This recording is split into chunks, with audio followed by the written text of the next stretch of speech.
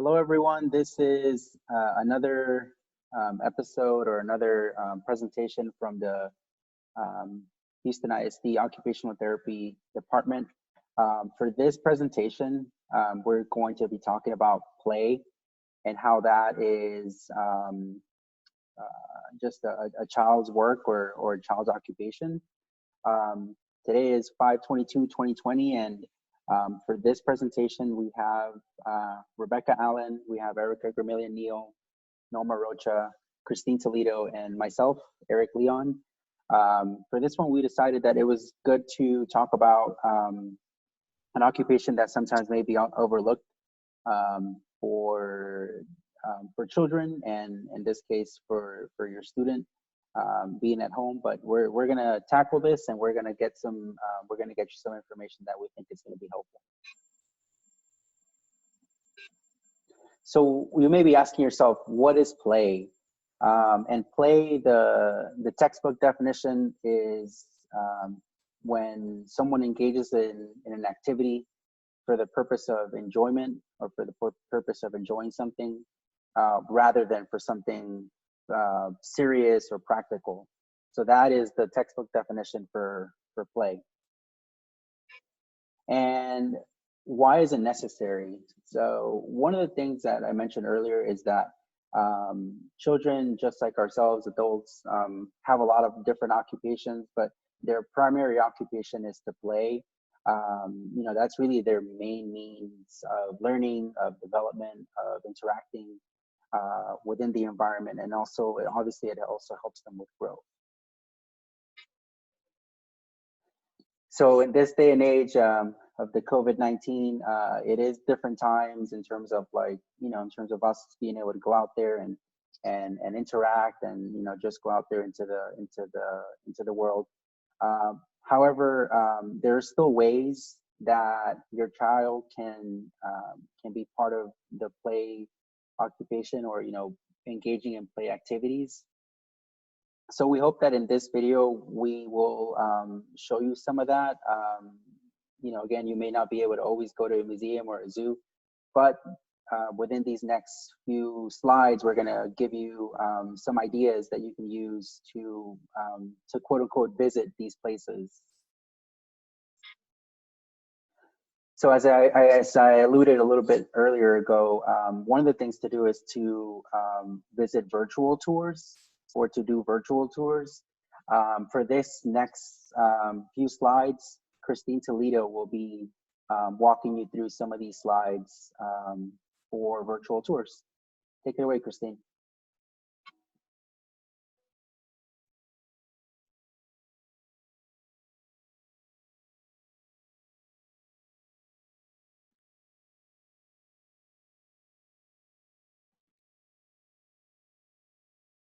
Christine, can you hear us?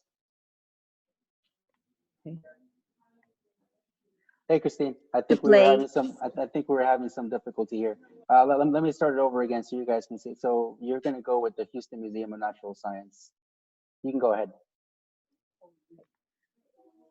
To play and learn, we can visit the Houston Museum of Natural Science. Another website is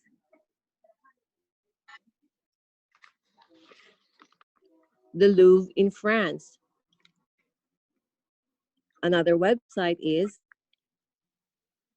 the Space Center in Houston. Another website is the Blanton Museum of Art in nearby Austin. And right here in Houston, we have the Museum of Fine Arts.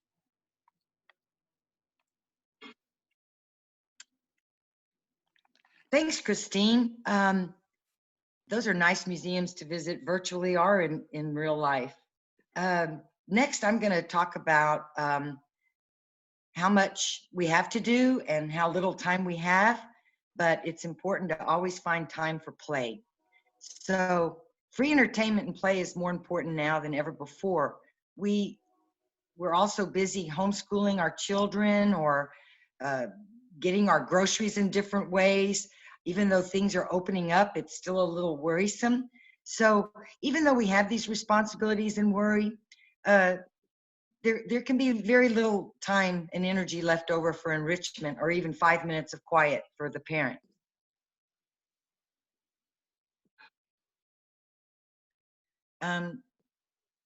We encourage you to set aside some time for your children to play alone or with siblings, with pets, or even with you if that's possible. We know everybody's busy. So you might be asking yourself, what can I do? That sometimes may not involve your actual hands-on with your children. One thing you can do is encourage sensory-rich play. So by that we mean using all the senses, touch, sound, smell, movement. So think about materials such as balls, sand, water toys, slides, swings, finger paints, and magnets. During sensory play, children use their senses to incorporate all those senses like smell, touch, sound, vision, and movement. Encourage manipulative play, such as using Play-Doh, Legos, and board games. This kind of play involves the hands and also some strategy sometimes. So toys such as puzzles, pegboards, beads, and lacing can help improve a child's eye-hand coordination and dexterity.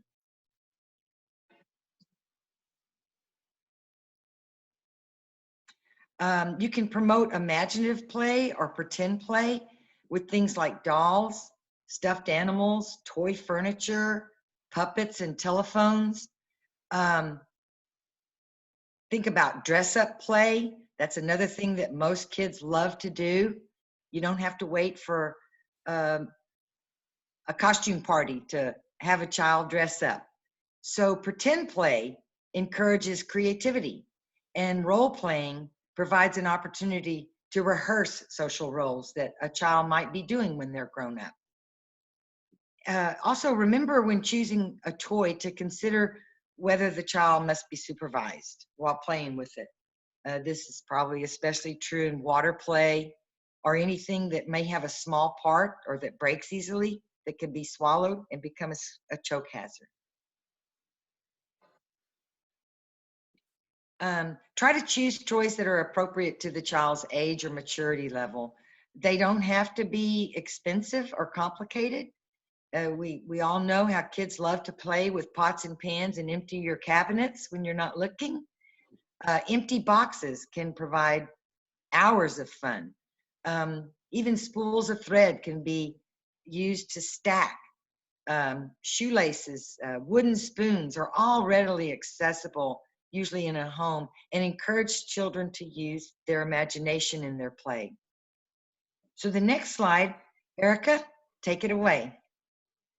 Okay, thank you, Becky. So play can be free or inexpensive. So here are some examples that we came up with.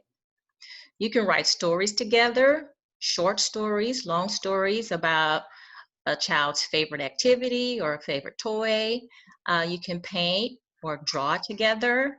You can go on a hike, and sometimes a hike might just be in the neighborhood. You may have an area where you may have a few hills or something different.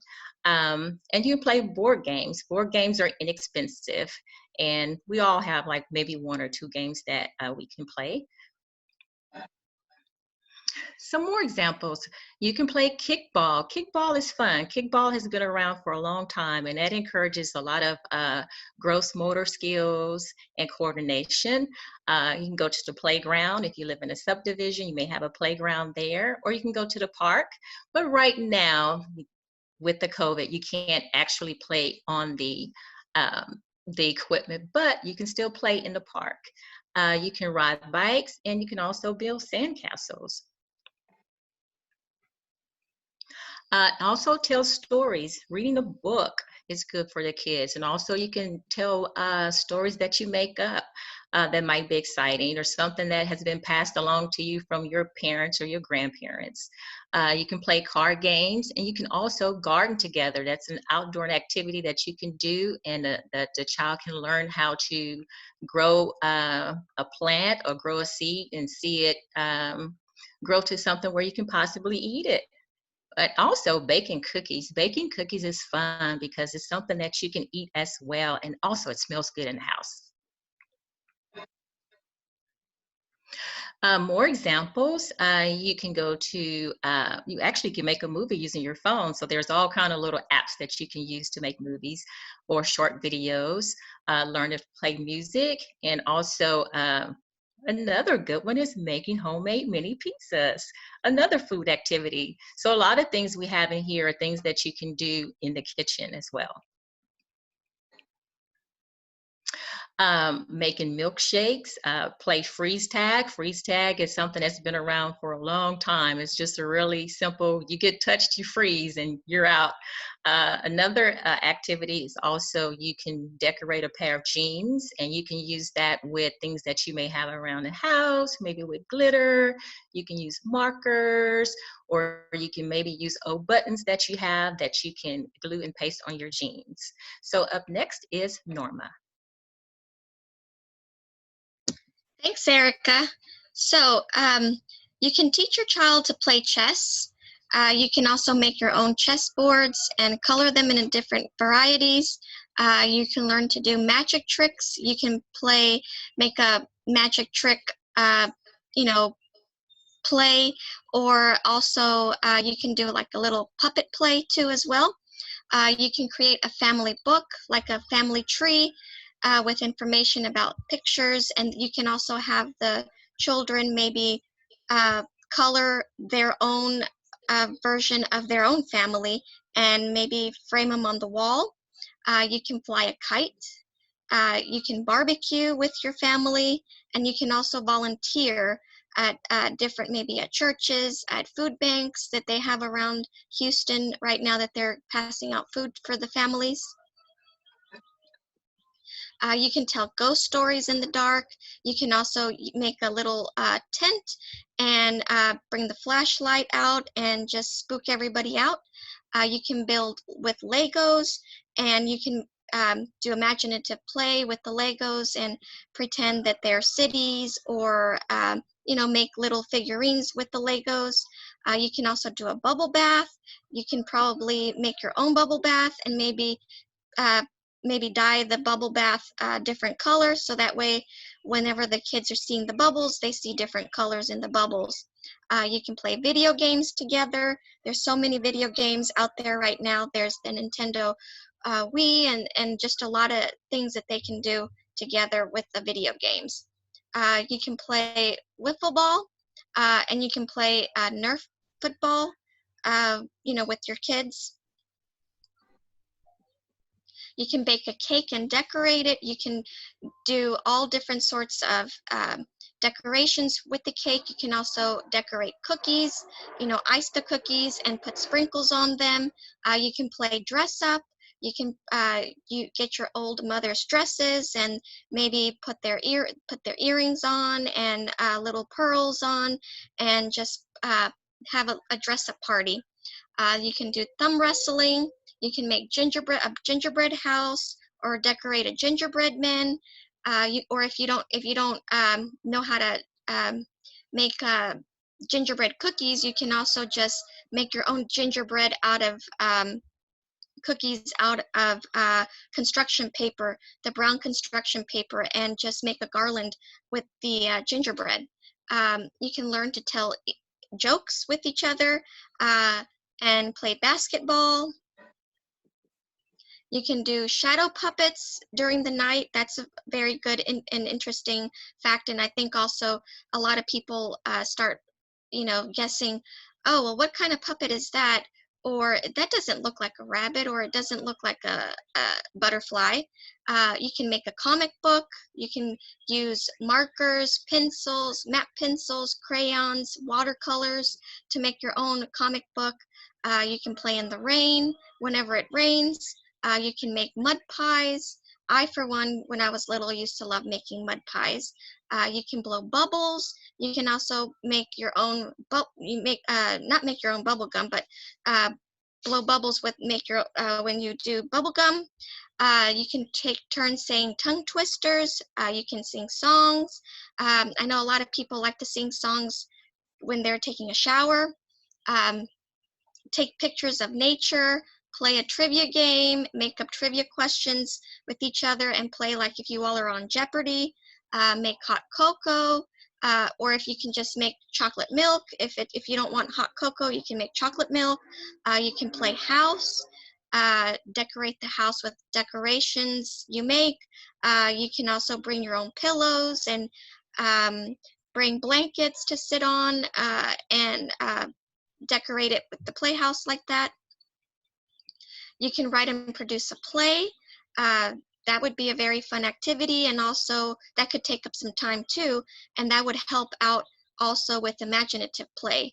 Paint each other's faces, have a water balloon fight. I know that would be very good right now when it's hot right now. Explore your yard and look for insects. You can, maybe when you're in the garden, you can take out the snails and all the insects that are eating up your plants. You can go for a walk in your neighborhood. You can go jogging, and you can complete in a 3-legged or other races. You can create an obstacle course. You can pitch a tent and sleep outside with marshmallows, and you can also just have like a sleepover with your friends or with your own brothers and sisters. And you can roast marshmallows and bring the make s'mores. You can play loud music and dance really crazy, or you can have a dance competition. You can have a tickle fight. You can get books from the library if the library is open, or if the library isn't open, maybe you can make your own books, color them and make them very short and simple sentences. You can learn to juggle. You can walk barefoot in the grass. You can build paper airplanes and have a flying contest to see whose airplane flies the fastest. So in conclusion, life is best when there is a good balance of work, rest, and play. This video focuses on the play aspect of a balanced lifestyle. Learning through play is a tool that influences a child's life. It is a child's job or occupation to play to develop physical coordination, emotional maturity, social skills to interact with other children, and self-confidence to try new experiences and explore new environments. So this is our last video that we will be presenting from the HISD OT team, and it was a pleasure working with you all. Hopefully, parents, we have given you a lot of very good tips, and you can always look at these references and you can share them along with your family and friends, and hopefully you all can gain some very, very good knowledge into what we have put together, my team and I, that we have put together for you all, for the students and for the families, and just stay very safe through these trying times, and we can't wait to see you back when school starts back. Thank you so much. Bye-bye.